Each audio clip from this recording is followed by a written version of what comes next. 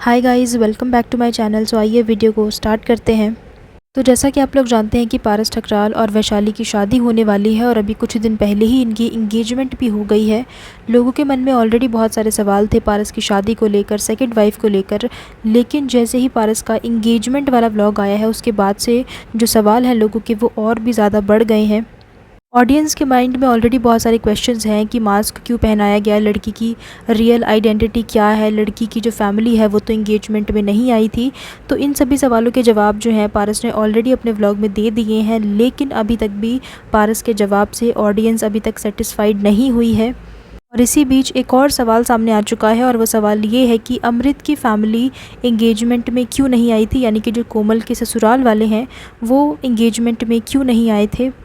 और इतना ही नहीं बल्कि पारस ने कोमल के ससुराल वालों के बारे में कोई ज़िक्र भी नहीं किया कि वो आने वाले हैं, नहीं आने वाले हैं या क्यों नहीं आ रहे हैं, उसके बारे में कोई भी डिस्कशन नहीं किया गया। अब ऐसे में अगर पारस से डायरेक्टली भी पूछा जाए कि अमृत की फ़ैमिली क्यों नहीं आई थी, कोमल के ससुराल वाले क्यों नहीं आए, आपने उनका नाम भी नहीं लिया व्लॉग में कि वो आने वाले हैं या नहीं आने वाले हैं, तो ऐसे में पारस बहुत सारे रीज़न्स बता सकते हैं कि वो बिज़ी थे, उनको कोई काम आ गया था या जो भी XYZ कोई भी रीज़न बता सकते हैं। लेकिन मैं आप लोगों को बता दूं कि अमृत के भाई नमन ने पारस ठकराल को एक्सपोज कर दिया है। आप लोग तो जानते ही हैं कि अमृत का भाई नमन सोशल मीडिया पे है और वो भी व्लॉग्स बनाता है। अब ऐसे में जब पारस की इंगेजमेंट हुई और लोगों ने देखा कि अमृत की फैमिली तो वहाँ पर है ही नहीं, तो लोगों ने डायरेक्टली जाकर नमन से ही सवाल करना शुरू कर दिया कि आप लोग वहाँ पर क्यों नहीं आए थे, क्या आप लोगों को नहीं बुलाया गया था। तो नमन ने जवाब तो दिया लेकिन साथ ही पारस ठकराल को एक्सपोज भी कर दिया है। तो सबसे पहले तो नमन के सोशल मीडिया पे किसी ने ये कमेंट किया हुआ था, आप पारस के रोके पर क्यों नहीं दिखे, जिसका रिप्लाई करते हुए नमन ने लिखा है, टचवुड इतने बुरे दिन नहीं आए हैं कि वहाँ जाना पड़े। लोगों ने नमन के व्लॉग्स पे जाके भी कमेंट करना स्टार्ट कर दिया है कि आप लोगों को नहीं बुलाया कोमल ने अपने भाई की शादी में, जिसके रिप्लाई में नमन ने लिखा है कि भगवान की कृपा से इतने बुरे भी दिन नहीं आए हैं कि उसकी शादी में जाना पड़े। और इतना ही नहीं, आगे किसी यूज़र के साथ बात करते हुए नमन ने ये भी कहा कि एक बात सबको बता दूं कि जितना व्लॉग्स में आके ये अपनी अच्छाई शो करते हैं उससे ज़्यादा वर्स्ट फैमिली है ये। खुद व्लॉग्स में आना नहीं और भाई को भी आने नहीं देती थी, कलेश कर देती थी कि नमन के व्लॉग्स ना चल जाएं कहीं, थर्ड क्लास लोग। नमन के रिप्लाई में किसी यूज़र ने लिखा है कि आपके भैया ही उल्लू हैं, ना बीवी तो लाख मिल जाती, माँ बाप भाई कहाँ मिलेंगे।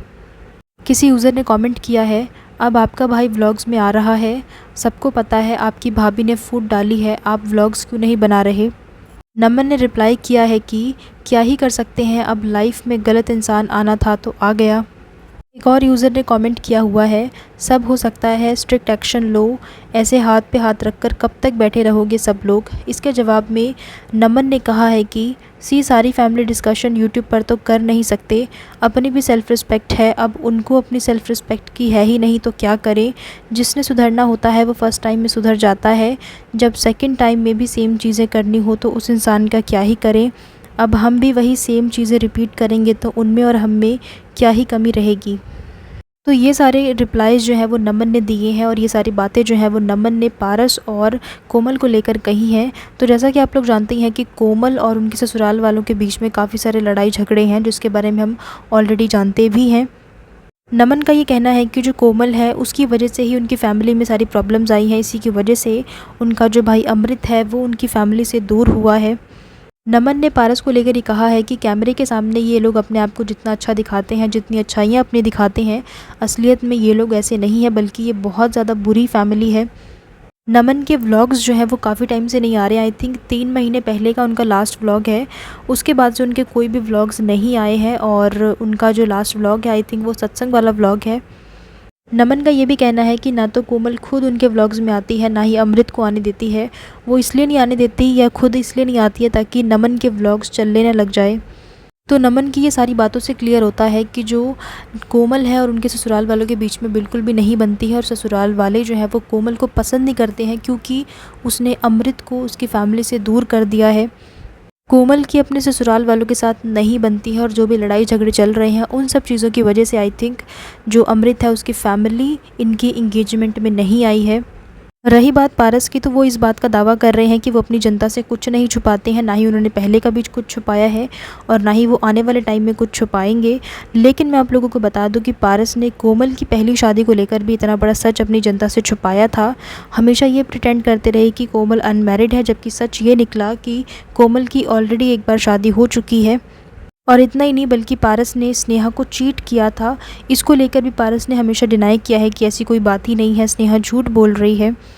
और अब इंगेजमेंट के बाद जब सेकंड वाइफ का नाम सामने आया है कि उसका नाम वैशाली है, तो पारस ने बहुत ही माइंडफुली लड़की का नाम चेंज कर दिया और बोला कि लड़की का जो नाम है वो टी से स्टार्ट होता है। जबकि हर किसी ने देखा था, मैंने, आपने, हर एक इंसान ने देखा था कि जो इंगेजमेंट वाले व्लॉग में जो एंट्री थी वहाँ पे बोर्ड लगा हुआ था पारस एंड वैशाली, जिसमें बहुत ही क्लियरली दिख रहा था कि जो लड़की है उसका नाम वैशाली है। लेकिन पारस ने बहुत ही दिमाग लगाया और लड़की का नाम जो है चेंज कर दिया। बट आई थिंक जनता इतनी बेवकूफ़ नहीं है, जनता को सब समझ में आता है कि कब वो सच बोल रहे हैं, कब वो झूठ बोल रहे हैं। तो यहाँ भी पारस का झूठ पकड़ा गया। और इतना ही नहीं, बल्कि पारस ने न्यूज़ चैनल्स और रिएक्शन चैनल्स वालों के ऊपर ये ब्लेम लगाया कि वो व्यूज़ के लिए लड़की का गलत नाम बता रहे हैं और बोल रहे हैं कि लड़की का नाम वैशाली है, जबकि रियल नेम तो टी से स्टार्ट होता है। तो बहुत सारी बातें हैं जो पारस ने अपनी जनता से छुपाई हैं, बहुत सारे झूठ वो अभी तक भी अपनी जनता से बोलते हुए आ रहे हैं। सो गाइज़, फ़िलहाल के लिए इतना ही, एंड आगे चलकर जो होगा मैं आपको साथ ही साथ अपडेट करती रहूँगी। सो इसी के साथ मैं वीडियो को एंड कर रही हूँ, एंड आई होप कि आप लोगों को मेरा ये वीडियो पसंद आया होगा।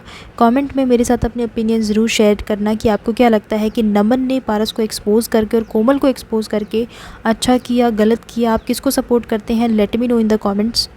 इसी तरह के और भी अपडेट्स और रिएक्शन वीडियोस देखने के लिए आप लोग मेरे चैनल को सब्सक्राइब कर लीजिए, बेल आइकन को प्रेस कीजिए ताकि सभी वीडियोस के नोटिफिकेशन आप लोगों को मिल जाएं। So thank you so much guys for watching this video, and I will see you in the next one. Till then keep watching. Thank you.